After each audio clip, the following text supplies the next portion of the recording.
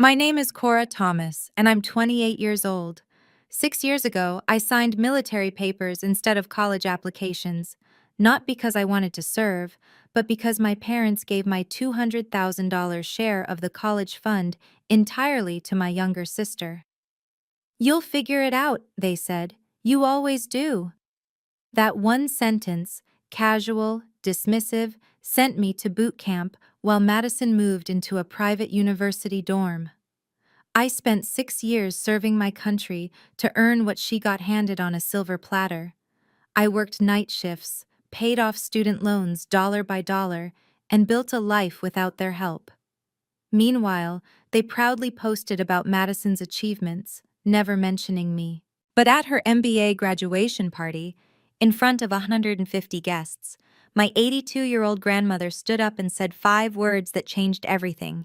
"I'm pressing charges against you." Before I tell you what happened next, please take a moment to like and subscribe, but only if you genuinely connect with this story, and drop a comment with where you're watching from and your local time. I read every single one. Here's how a $400,000 betrayal unraveled in the most public way possible. The favoritism didn't start with the college fund. It started when I was 12 and Madison was 9. I remember bringing home my report card, straight A's as usual. My mom glanced at it while folding laundry. "Good job. We knew you could do it." That was it. No celebration, no acknowledgement beyond those 7 words. The next week, Madison got a B+ in math. My parents took her to her favorite restaurant and spent the entire dinner praising her effort. "We're so proud of you for working hard," my dad said, ruffling her hair. I sat there pushing pasta around my plate, confused. What had I done wrong? By the time I turned 16, I'd figured out the pattern. Being capable meant being invisible. Madison struggled with homework, so my parents hired tutors. I taught myself. Madison needed help with college applications, so they paid a consultant. I researched scholarships alone at the library. On my 16th birthday, my parents sat me down for the talk. Not about driving privileges, about responsibility and the importance of saving money. Madison got a car for her 16th birthday 2 years later. A used Honda, but still. "Madison needs more support," my mom explained once, when I asked why the rules felt different. "You're so mature for your age. You understand, right?" I did understand. I understood that needing help got you help and being strong got you forgotten. My Aunt Helen noticed. She was my dad's older sister, and she didn't hide her opinions. "Richard, you're taking advantage of Cora's independence," she told him once at Thanksgiving. "That girl is drowning, and you can't even see it because she's too proud to ask for a life raft." My dad just shrugged. "Cora's fine. She always is." I learned early that being strong meant being invisible. I just didn't know yet how expensive that invisibility would become. I was 18, 3 months from high school graduation, when everything changed. I'd been accepted to the state university with a partial scholarship, enough to cover tuition, but not room and board or books. I needed the college fund my grandparents had set up. I'd known about it my whole life. "Your grandpa and grandma want to make sure both you girls can go to college," my dad had always said. I sat down at the kitchen table with my parents, acceptance letter in hand, ready to talk logistics. My mom and dad exchanged a look, the kind of look that makes your stomach drop before anyone speaks. "We need to talk about the fund," my mom started, not meeting my eyes. "Okay," I said slowly. "Madison's going to need more support," my dad said. "Her grades aren't as strong as yours. She'll need the full amount to have the same opportunities." The words didn't make sense at first. "Wait, the full amount? But Grandma set it up for both of us." "It's still family money," my mom said, her tone sharp. "We're making the best decision for the family as a whole." "But it's my money too. Grandpa wanted—" "Your grandfather would want us to do what's right," my dad interrupted. "You got the scholarship. You're resourceful. Madison needs this more than you do." I stared at them. "So I get nothing?" You'll figure it out, my mom said, already standing up to signal the conversation was over. You always do. That sentence, those 5 words, they echoed in my head all night. I didn't argue. I couldn't find the words. I just walked to my room, closed the door, and Googled military education benefits. 3 months later, I was at basic training. Madison was posting Instagram photos from her private university orientation, captioned, "So blessed to have parents who believe in me." Nobody mentioned that belief cost $400,000. While Madison was picking out dorm decorations, I was learning to disassemble an M16 in under a minute. The contrast wasn't lost on me. Every time I checked social media, which wasn't often, given our limited phone access during training, I saw snapshots of the life I'd been denied. Madison at sorority rush, Madison studying abroad in Barcelona, Madison at formal dinners with her new college friends. My parents' Facebook became a shrine to her achievements. "So proud of our college girl" accompanied every post. Photos of her at football games, at the library, holding up exam papers with good grades. I sent them updates too. A photo of me completing an obstacle course, a message about making it through the first month of training. I got back short responses, sometimes days later. "Good job. Stay safe." Once, no response at all. My Aunt Helen was different. She texted regularly, asked real questions, remembered details about my unit. "Your grandmother asks about you constantly," she wrote once. "She seems worried, more than usual." That struck me as odd. Grandma had been quiet since I'd joined the military. I'd assumed she was disappointed in my choice, or maybe she just didn't understand it. I called her once from base, in one of my rare moments of free time. "Grandma, it's Cora. Just wanted to check in." There was a long pause. "Are you all right, sweetheart? Really all right?" "I'm fine. It's hard, but I'm managing." Another pause. "Your grandfather would be proud of your strength. But Cora, strength shouldn't mean struggle. Do you understand what I'm saying?" I didn't, not really. "I think so?" "Good. Remember that." Her voice had an edge I didn't recognize. "And remember that some things aren't what they seem, including family decisions."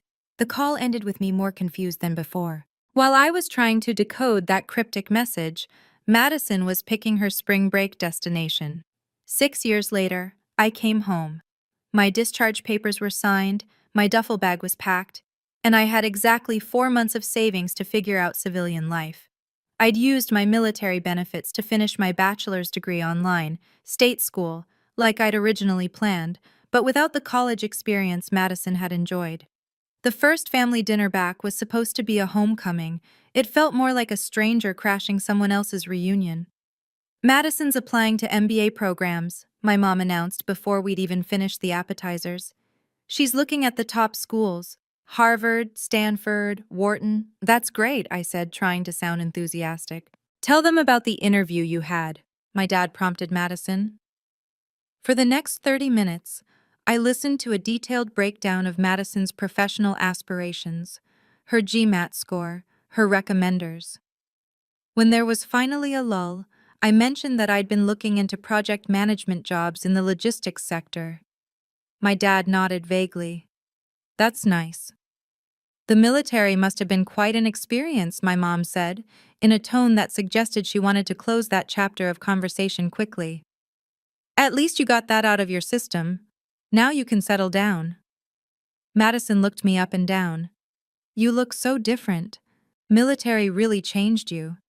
6 years tends to do that, I said quietly. Nobody asked about deployment. Nobody asked about the challenges of transitioning back to civilian life. Nobody asked if I was okay. Over dessert, I noticed the new furniture in the living room. Later, walking to my old bedroom, I saw the renovated bathroom. In the driveway sat a new car, Madison's graduation gift from last spring. They'd had money for all of that, but not for a single care package in 6 years. That night, lying in my childhood bed, I realized I'd been gone for 6 years, and nobody had actually missed me. I found the Veterans Support Group 3 weeks after coming home, mostly because I didn't know where else to go. That's where I met Jake Morrison. He was 30, had served 8 years, and had the same slightly lost look I saw in the mirror every morning. "First meeting?" he asked, sitting down next to me with coffee. "That obvious? You're sitting on the edge of your chair like you might need to escape." "I did the same thing my first time." He smiled. "It gets easier, or at least different." We started talking after meetings. Then we started getting coffee between meetings. Jake understood things I didn't have to explain. The weird guilt of being home, the disconnect from people who'd never served, the way civilian concerns felt both trivial and impossibly complex. One evening, 6 weeks after we'd met, he asked why I'd joined the military. I'd never told anyone the full story. But with Jake, it spilled out. The college fund, my parents' casual dismissal, the 6 years watching my sister live the life that should have been mine, at least partially. Jake listened without interrupting. When I finished, he was quiet for a moment. "Can I ask you something?" he finally said. "Sure." "Did your grandmother actually agree to give all the money to your sister?" I blinked. "My parents said it was a family decision." "That's not what I asked." The question hung in the air. I realized I'd never actually confirmed it with my grandmother. I'd just accepted my parents' version of events. "People who say you're so strong a lot," Jake continued, "they're usually using it as an excuse to not support you. Strength doesn't mean you don't deserve help, it just means you've learned to survive without it." Nobody had ever said that to me before. I drove home that night thinking about my grandmother's cryptic phone call years ago. Some things aren't what they seem. Maybe it was time to ask some questions. The text came to the family group chat on a Tuesday morning. "Madison. Big news! I got accepted to Northwestern's MBA program." My mom responded instantly. "So proud. We'll call you tonight to celebrate." My dad. "That's our girl. Of course we'll help with tuition." I stared at my phone. Of course they'd help. They always helped Madison. Me. "Congrats, Madison, that's a big achievement." I meant it. It was a good program. She'd worked hard for the acceptance. But then the follow-up messages came. My mom. "We'll need to discuss the financial details. The program is $120K for 2 years, but it's such an investment in Madison's future." My dad. "Exactly. MBA opens doors. It's worth every penny." Something snapped. Me.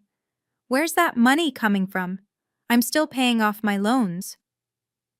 The typing bubbles appeared and disappeared several times before my dad responded. My dad. "Your military benefits covered your degree. Madison's education requires different support. This is an investment." Me. "My benefits covered a state school. Madison got private university and now MBA. Both from what should have been our fund." My mom. "Here we go again. When will you stop being bitter? We did what we thought was best." Madison. "Seriously, Cora? You're ruining my moment. This is exactly why mom and dad focus on me. I don't make everything about drama." I read that message 3 times, feeling something cold settle in my chest. Me. "Enjoy your program, Madison." I didn't type the rest of what I was thinking. Instead, I scrolled through my contacts and found the number I'd been avoiding for months. Aunt Helen answered on the second ring. "I need Grandma Eleanor's number," I said, "and I need to know exactly how that college fund was set up." There was a long pause. "It's about time," Aunt Helen said. "I'll text you both right now." I called my grandmother that evening, hands shaking slightly as I dialed. She answered on the first ring. "Cora, I wondered when you'd call." "Grandma, I need to ask you something about the college fund." "I've been waiting for this conversation for 10 years. Her voice was steady, almost relieved. "Go ahead, sweetheart." "Mom and Dad said the fund was family money, that you agreed to give it all to Madison because she needed it more." Silence stretched between us. "They told you I agreed?" Her voice had changed. Gone flat and hard. Yes. They said it was a family decision. That's a lie. The words were sharp, precise. Your grandfather and I established that trust with explicit instructions. 200,000 for each grandchild, to be distributed at age 18 for educational purposes, non-negotiable. I felt the floor tilt beneath me. But they said, I know what they said, and I didn't interfere because I hoped they'd do the right thing eventually. That they'd see what they were doing to you and correct it. She paused. I was wrong to wait. I should have acted years ago. Grandma, are you saying they just took my money? I'm saying your father, as trustee, violated the terms of the trust, and I've already contacted David Brennan, your grandfather's attorney. He's been investigating. My mind was racing. Investigating what? Everything. Bank records, withdrawal patterns, documentation. Cora, what your parents did wasn't just unfair parenting, it was misappropriation of trust funds. It's illegal. I sat down hard on my couch. Why didn't you tell me sooner? Because you needed to be ready to stand up for yourself. You needed to reach the point where you'd question what they told you. Her voice softened. Are you ready now? I thought about Jake's words, about Madison's text, about 6 years of being invisible. Yes, I said. I'm ready. David Brennan's email arrived at 11 p.m. that same night.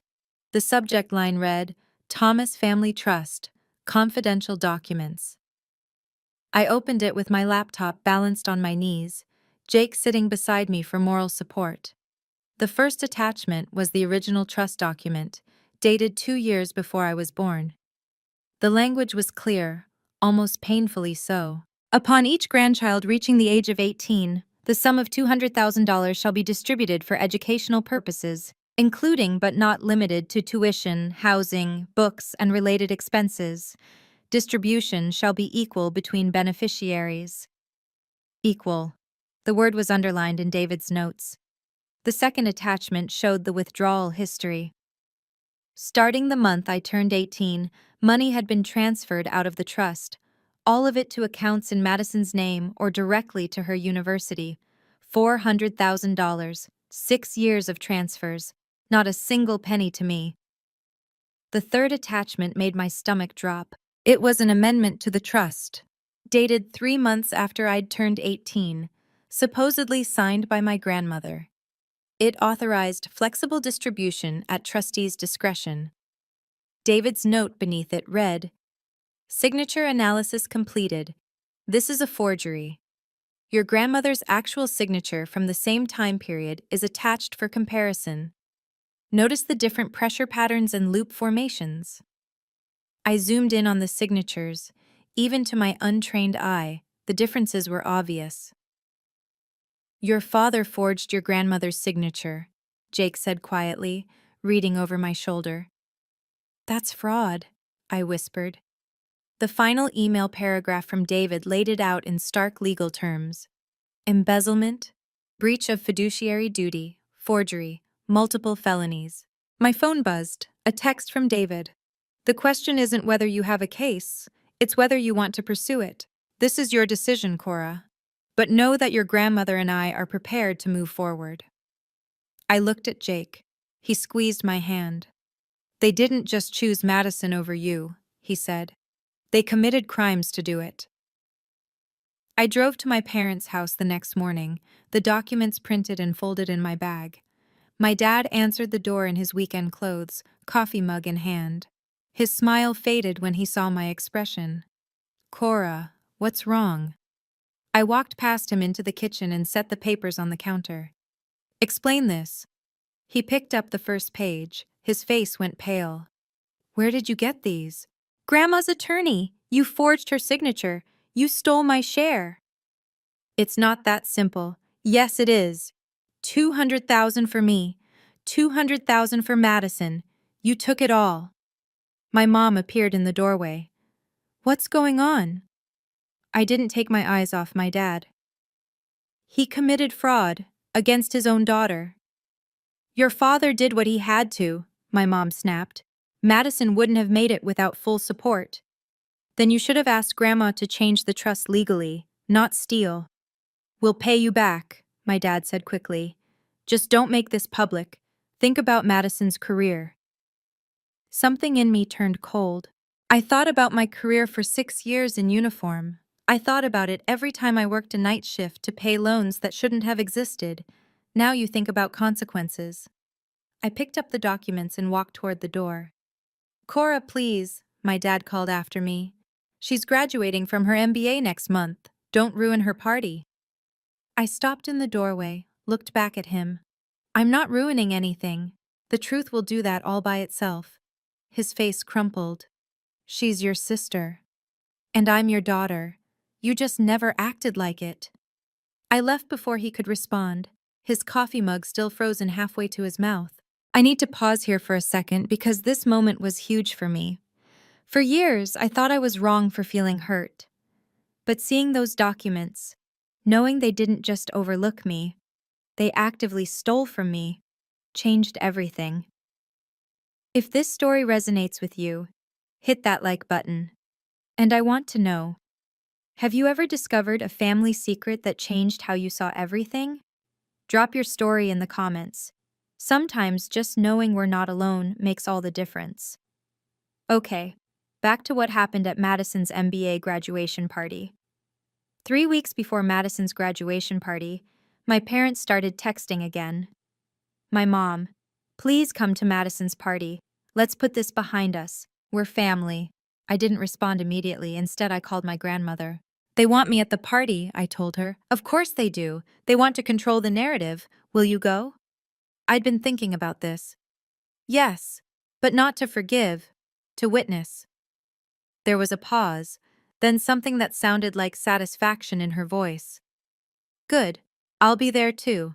With David. Grandma, what are you planning? Nothing you need to worry about.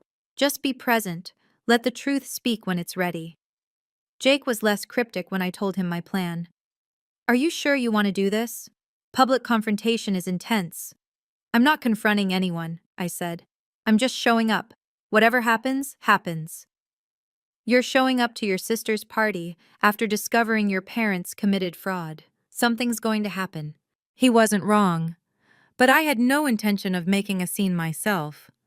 I'd learned something important in the military. Sometimes the most powerful thing you can do is stand at attention and let other people's actions speak for themselves. I need to see this through, I said. Jake nodded slowly. Then I'm your ride home. Whatever happens, you're not alone. The week before the party, my grandmother called again. David finished his investigation, she said. There's more than we initially thought. What do you mean? We'll discuss it at the party. Some conversations need the right audience. Her voice had an edge I'd never heard before. Not anger exactly, but something steel-reinforced and unmovable. My grandmother had always been gentle. I was learning she could be gentle and absolutely ruthless at the same time. The Riverside Country Club was exactly the kind of venue my parents would choose. Elegant, expensive, impressive. I arrived with Jake to find the ballroom already filled with guests. At least 150 people, maybe more. Madison's MBA cohort in business casual. Professors from Northwestern. Extended family I hadn't seen in years. Family friends. My parents' colleagues. Banners hung from the ceiling. Congratulations, Madison! A table displayed photos of her college journey, sorority events, study abroad, graduation. Not a single photo of me in military uniform. My mom spotted me immediately and hurried over, her smile tight. You came. Thank you.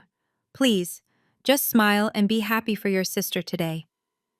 I'm here, I said. That was all I'd promised. Madison appeared in a navy dress, looking polished and professional. She saw me, and her expression flickered with something.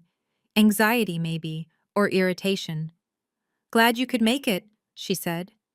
Try not to make it awkward, okay? Before I could respond, relatives descended. Aunts and uncles I hadn't seen since before I deployed.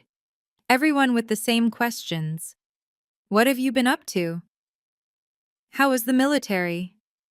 What's next for you? I gave short, polite answers. Nobody seemed to expect more. My dad hovered near the bar, watching me with nervous eyes. Every few minutes, he'd glance toward the door like he was expecting someone. Then my grandmother arrived. She wore a burgundy dress, pearl necklace, and an expression of absolute calm. Beside her was a well-dressed man in his 60s carrying a leather briefcase. "That's David Brennan," I told Jake quietly. My Aunt Helen appeared at my elbow. "Your grandma looks like she's on a mission." "She usually is," I said. My grandmother caught my eye across the room and gave me a small, deliberate nod. Whatever was about to happen had already been set in motion. My dad tapped a microphone at the front of the room. "Can I have everyone's attention?" The conversations quieted. Guests turned toward him, drinks in hand, polite smiles ready. "I want to take a moment to talk about what this day means," he began, his voice warm and proud. "Patricia and I have sacrificed everything for this moment." My hands clenched under the table. "We made tough choices as parents. We prioritized wisely. We invested in Madison's future with everything we had." The room murmured approvingly. Several people glanced at Madison, who was dabbing at her eyes with a napkin. "Not every parent would go this far," my dad continued. "But we believed in Madison's potential from the beginning. We saw something special, and we did whatever it took to nurture it." He paused for effect, his voice thickening with emotion. "And Madison, you proved us right. You took every opportunity we gave you and you maximized it. This MBA is just the beginning of what we know will be an incredible career." Applause rippled through the room. Madison stood hugging my parents. My mom was crying. Several of Madison's professors were nodding approvingly. My dad raised his glass. "Some people told us we were giving Madison too much support. I say we gave her exactly what she needed to succeed, and now we get to watch her soar." More applause. A few people at nearby tables raised their glasses. "So let's toast to Madison," my dad said, his voice ringing with pride. "To her achievements, her future, and to parents who believed in investing in excellence." "Here, here," someone called out. I sat perfectly still, watching my father frame theft as wisdom and fraud as sacrifice. That's when my grandmother stood up. The room went quiet again, but this time the silence felt different. "Before we toast," my grandmother said, her voice clear and calm, "I'd like to say something." My dad's smile froze. "Mom, this isn't the time." "Oh, I think it is, Richard. You just gave a lovely speech about sacrifices and investments." She walked slowly toward the front of the room, David Brennan following with his briefcase.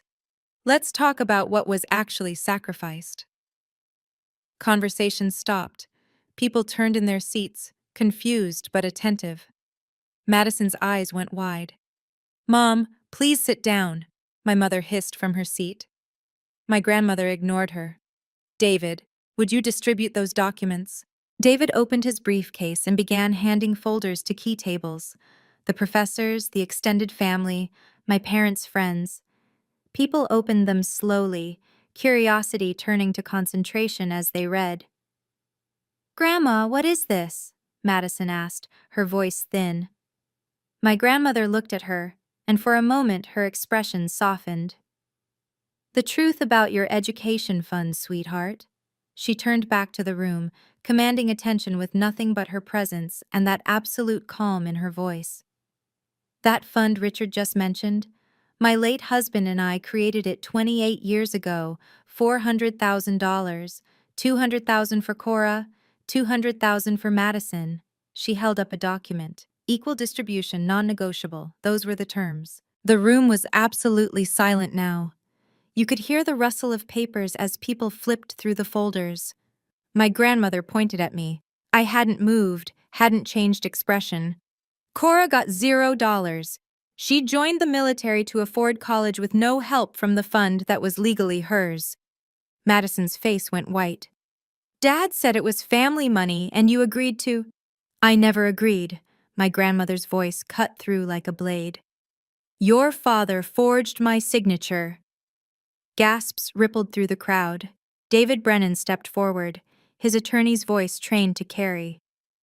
The documents you're holding show 6 years of withdrawals from the Thomas Family Trust. All $400,000 went to Madison's education. That's embezzlement. Mom, please, we can discuss this privately, my dad started. You had 10 years to discuss it privately, my grandmother said. You chose to double down instead, so now I'm pressing charges. The words hung in the air like a detonation. Madison stood up, her chair scraping loudly. No, this can't be right. Dad? My dad's mouth opened and closed. No words came out. One of Madison's professors, an older woman with gray hair, approached her. Madison, is this true? Your educational funding came from misappropriated trust funds? I didn't know. I swear I didn't know. Madison's voice cracked. The professor's face was grave.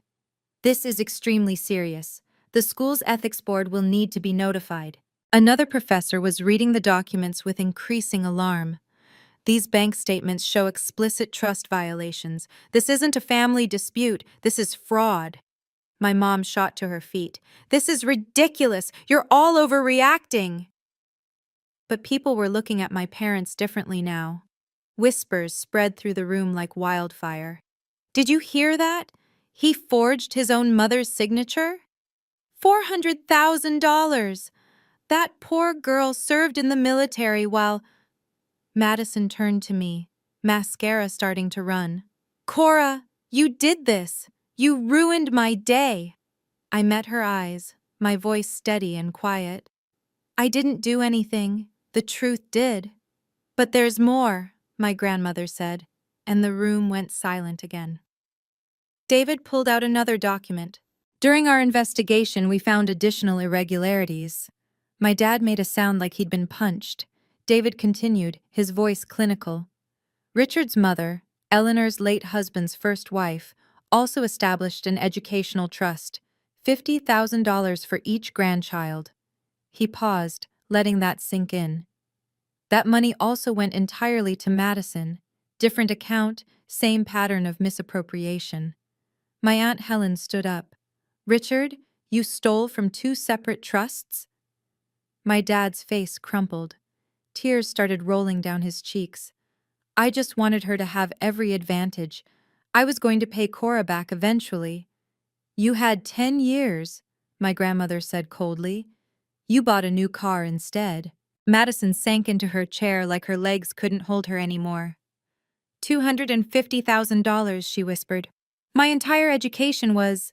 David wasn't finished. There's also evidence that some trust withdrawals were used to cover personal debts unrelated to Madison's education, credit card payments, home renovations. The implication hit the room like a physical wave. My parents hadn't just stolen from me for Madison, they'd stolen for themselves. Madison looked up at my dad, betrayal written across her face. You told me this was my money, that I earned it with my grades and hard work. You did work hard, he said desperately. You did earn it. With stolen money, her voice rose. Everything I achieved, everyone here thinks I'm a fraud now. You're not, I said quietly. Everyone turned to look at me. You completed the work. You earned the degree. You just didn't know where the funding came from. But one of Madison's MBA cohort members was already standing up, shaking his head. Another followed. The consulting firm supervisor who'd been sitting at their table stood and gestured for Madison to follow her. Madison, we need to talk. Privately. Now. Madison's perfect day was disintegrating in real time. As Madison left with her supervisor, my grandmother sat down in a chair at the front of the room. She looked tired suddenly, older than her 82 years. I need everyone to understand something, she said. I didn't want to do this publicly. I gave Richard multiple chances to make this right. She looked directly at my dad. 3 years ago, I asked him point blank if Cora had received her share. He lied to my face, said she'd chosen to use military benefits instead and I shouldn't worry. My dad was openly sobbing now, his shoulders shaking. Last year, when Madison applied to MBA programs, I asked again. He assured me both girls had been treated fairly. Her voice hardened. That's when I hired David to investigate. David pulled out one more document. Mrs. Thomas asked me to look at all financial records related to the trusts. What I found goes beyond simple embezzlement. He held up bank statements. These show that approximately $30,000 from the trusts was used for non-educational purposes, vacation deposits, car payments, credit card debt. My Aunt Helen's voice cut through the shocked murmurs. Richard, you didn't just steal from your daughters.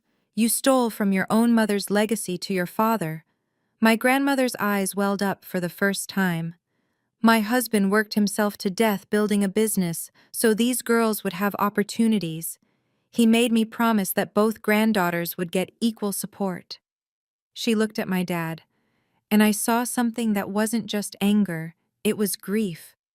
You dishonored his memory, you violated his final wishes, and you did it while standing at his funeral telling me you'd take care of everything.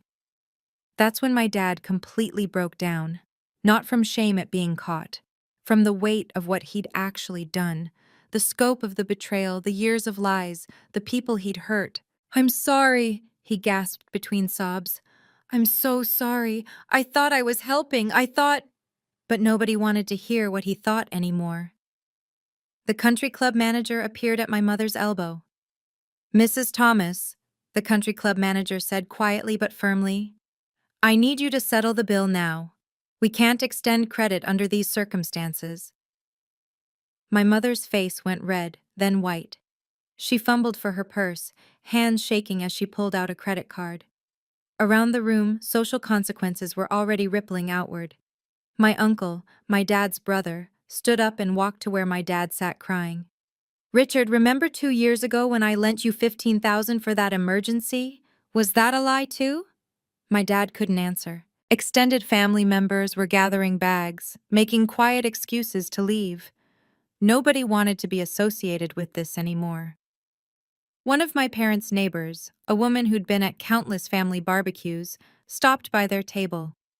"Patricia, I think it's best if you don't come to book club anymore." The message was clear.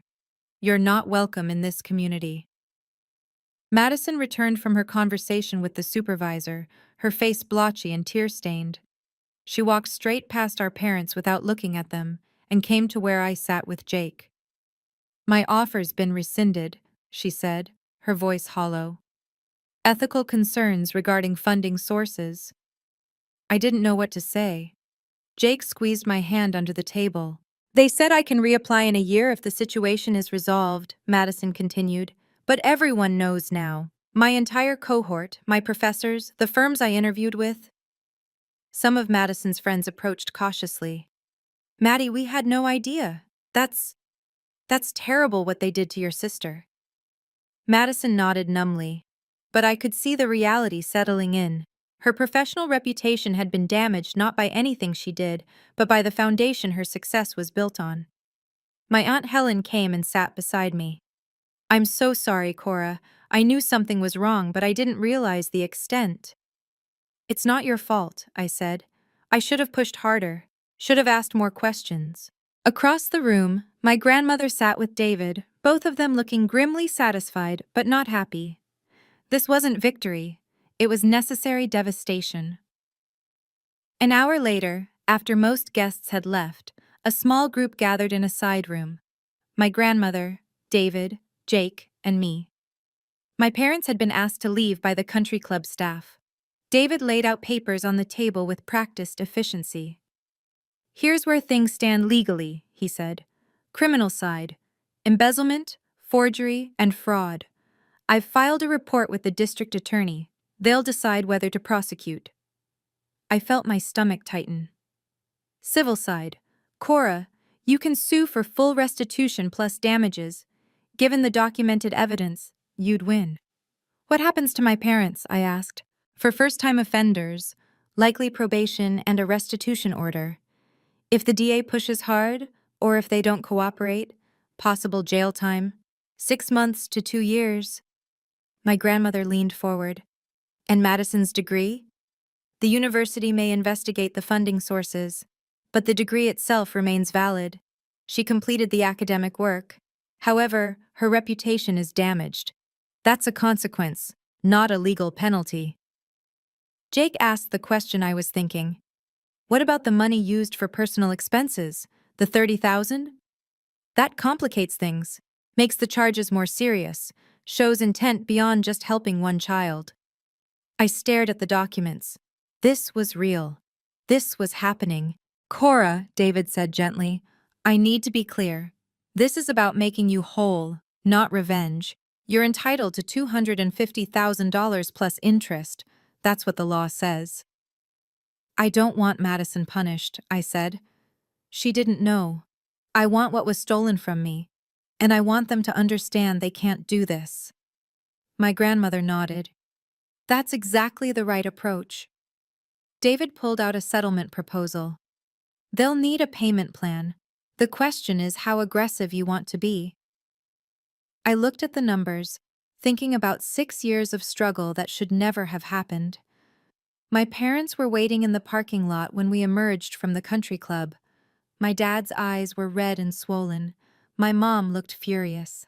She started in immediately. You've destroyed this family. Are you happy now?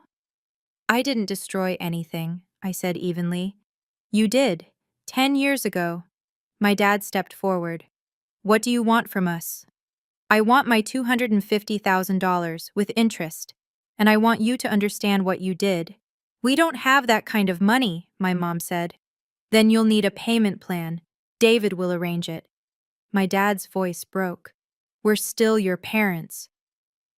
I looked at him for a long moment. All the years of feeling invisible, all the casual dismissals, all the times I'd been told I was too strong to need help.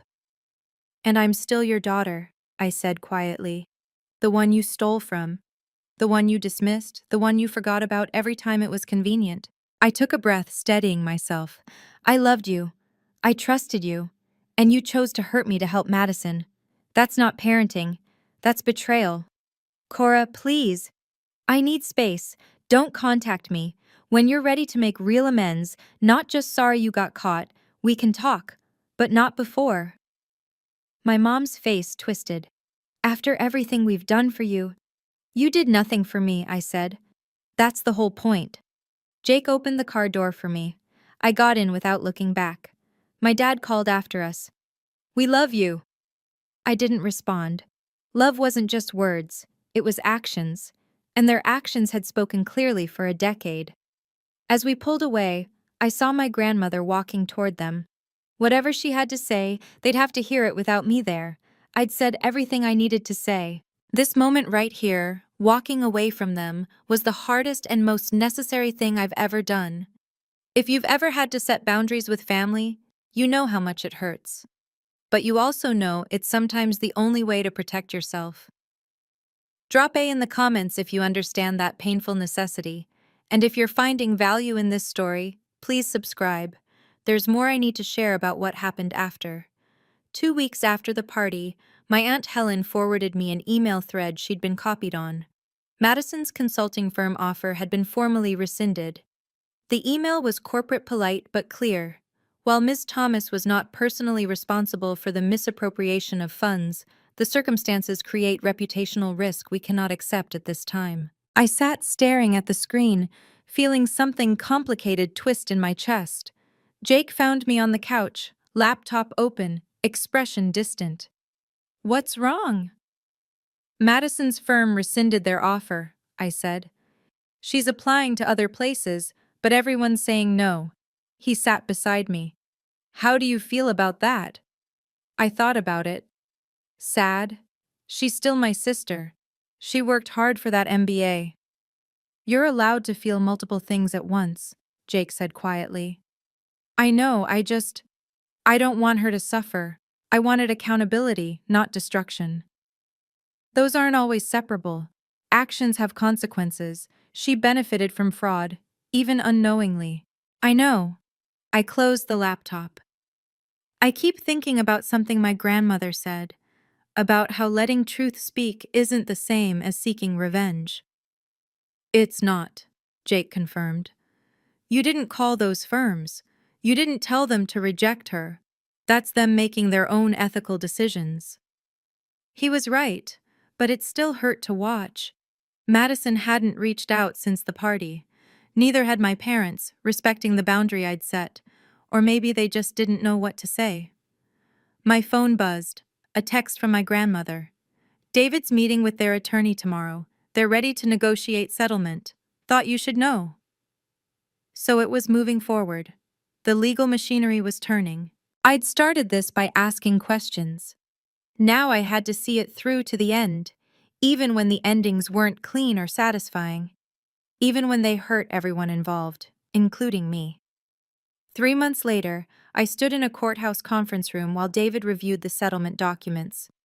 My dad had pleaded guilty to reduced charges, embezzlement, and breach of fiduciary duty.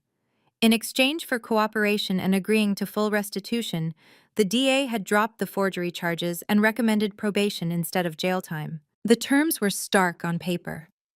$250,000 plus accumulated interest. Approximately $280,000 total. Payment plan, 10 years at $2,800 per month.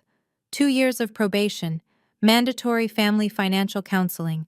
Permanent removal as trustee from any future family trusts. David pointed to the last clause. This means he can never hold a position of financial trust in the family again. I signed my name at the bottom. My dad had to refinance their house to make the down payment, liquidate part of his retirement account. My mom, who'd been working part-time as a real estate agent, had to find full-time work. The first payment arrived in my account 3 weeks later, $2,800. I transferred it immediately to an investment account. I didn't touch it for living expenses, didn't use it to celebrate. This money represented stolen time, stolen opportunities, stolen peace of mind. Jake watched me set up the automatic monthly deposits. What are you going to do with it? Rebuild the future they stole, I said. Pay off my student loans, eventually buy a place, maybe start a veterans mentorship program. You're not going to treat yourself? At all? I thought about that. Maybe, once it feels like mine instead of just returned property. David called that afternoon. The judge accepted the plea. Your father will start probation next month. He'll have a criminal record for the rest of his life. How did he seem? I asked. Broken, David said honestly. But maybe that's necessary before he can rebuild into something better. I hoped so. I didn't want my father destroyed. I just wanted him to understand. The money couldn't fix what had happened. But at least now, the scales were closer to balanced. 6 months after the party, Madison texted me. Can we talk? I understand if you say no. I showed the message to Jake. What do you think? What do you want to do? I'm not sure yet. I waited 2 days before responding. Coffee, public place, Saturday at 2. She arrived at the cafe early, already sitting at a corner table when I walked in. She looked different, hair pulled back simply, minimal makeup, wearing jeans instead of the designer clothes she used to favor. Thanks for meeting me, she said as I sat down. I'm listening. She took a breath. I'm not here to make excuses. I need to say I'm sorry. I waited. I got a job, she continued. Smaller consulting firm. Not the prestigious one, but it's honest work. She twisted her coffee cup. I've been in therapy. I'm starting to understand how much I took for granted. Go on. I knew Mom and Dad favored me. I knew they treated you differently. And I told myself it was because I needed more help, because you were naturally stronger. She met my eyes. I was wrong. That was me justifying taking what wasn't fully mine. You didn't know about the fraud, I said. No. But I didn't ask questions either. I didn't want to know if something was wrong because then I'd have to face it. That felt honest. I can't change what happened, Madison continued, but I want you to know I'm paying you back too. She slid a piece of paper across the table. A payment plan, $500 per month from her salary. Court didn't order this, she said. But it's right. Half that money should have been yours, so I'm giving you half of what I got. I looked at the paper, then at my sister. She looked older, worn down by consequences, but maybe more real than I'd ever seen her. I'm not asking you to forgive me, she said quietly. I'm asking for a chance to be better. Eventually. I folded the paper carefully. I appreciate this, but things won't go back to how they were. I know. The first Thanksgiving after everything happened, I spent at Jake's family home. His mother welcomed me like I'd always belonged there, and his father made room at their crowded table without asking questions. It was warm and loud, and nobody had decades of resentment brewing under the surface. My phone buzzed during dessert. A text from my mom. "You're really not coming? It's Thanksgiving." I typed back, "I said I needed space. I meant it." 3 dots appeared, then disappeared, then reappeared. How long is this going to go on? I set my phone down, frustrated. Jake's mom caught my expression. "Family trouble?" she asked gently. "They want things back to normal, but they haven't actually changed." She patted my hand. "Normal for them meant hurting you. You're allowed to want something different." That evening, my dad sent a separate email. Unlike my mom's texts, this one was different. "Cora, I know I have no right to ask for your time or attention. I'm writing because my therapist says I need to be specific about what I'm apologizing for, not just say sorry and expect forgiveness. I stole from you. I forged documents. I lied to your face and to my own mother. I prioritized one daughter over another and told myself it was justified. I let you believe you weren't worth supporting. Every one of these things was wrong. I caused you real harm, financial, emotional, and relational. I can't undo it. I can only work to become someone different, someone you might eventually trust again, even if you never want a close relationship. I understand if you need years of distance. You deserve that boundary. I just wanted you to know. I see what I did now. All of it. I read it 3 times. Thank you for this, I wrote back. It's a start, but rebuilding trust takes time. I went back to Jake's family, to the warmth and laughter. Maybe someday I could have both, but not yet. With the restitution payments coming in steadily, I made decisions about my future for the first time without financial desperation driving them. First, I paid off all my student loans, $23,000 gone in one payment. The relief was physical, like weight lifting off my shoulders. Second, I put a down payment on a small condo. Nothing fancy, but mine. A place where nobody could take anything from me because I'd earned every square foot. Third, and this one surprised even me, I started planning something bigger. I want to create a mentorship program, I told Jake one evening, for veterans transitioning to civilian careers. Help them navigate the things I had to figure out alone. That's a big undertaking. I know. But I keep thinking about how the money was supposed to be for education, for opportunity. I pulled up the nonprofit paperwork I'd been researching. What if I made sure it actually served that purpose, for people who need it?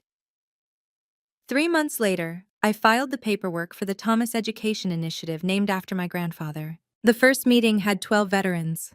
We talked about resume building, networking, dealing with the disconnect between military and civilian culture.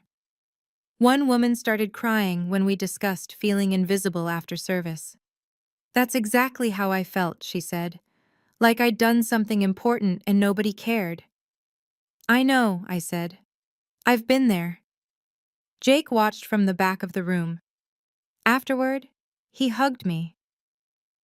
"You turned theft into legacy," he said. "That money was always meant for education," I replied. "Now it's helping more than just me." My grandmother came to the second meeting, sitting quietly in the corner. When it ended, she squeezed my hand. "Your grandfather would be so proud." "I learned from both of you," I said, "how to stand up for what's right." "You learned it yourself," she corrected gently. "We just reminded you." 18 months after my grandmother stood up at that MBA party, I can finally see the whole picture clearly. I wasted years being strong when what I actually needed was to be honest about being hurt. I thought keeping peace meant staying silent. It doesn't. It just means letting injustice continue while calling it love. The hardest lesson has been this: people who love you can still hurt you deeply. Maybe especially the people who love you because you trust them not to. And that's when boundaries matter most. Not to punish, but to protect yourself while healing happens. I didn't ruin Madison's party. The truth did. I just stopped hiding it. My relationship with my dad is slowly improving.